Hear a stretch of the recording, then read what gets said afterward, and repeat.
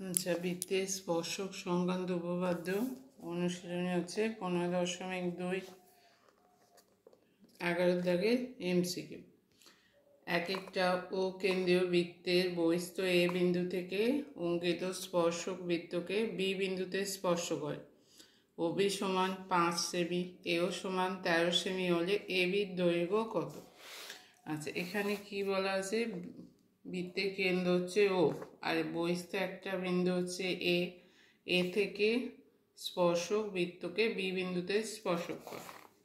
তার মানে এখানে একটা বৃত্ত আঁকা হয়েছে, কেন্দ্র ও, বহিস্থ বিন্দু এ থেকে স্পর্শক বৃত্তকে বি বিন্দুতে স্পর্শ করে, এটা হচ্ছে বি।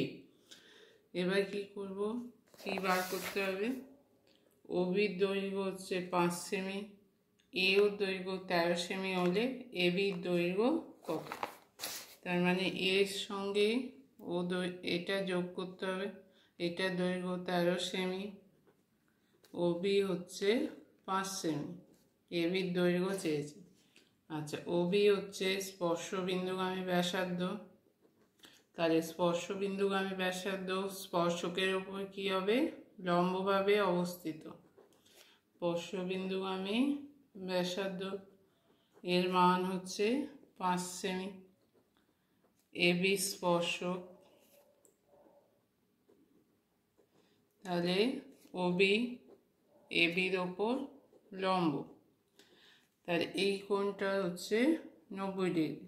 তাহলে এ বিটা কি? এটা যদি লম্ব হয় এ বিটা ভূমি হয়ে যাবে।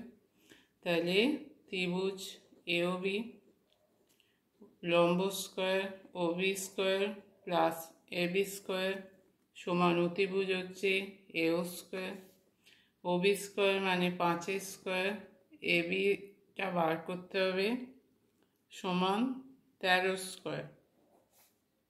25 প্লাস এ বি স্কোয়ার সমান হচ্ছে 169, অতএব এ বি স্কোয়ার সমান 169 মাইনাস 25 সমান হচ্ছে 144।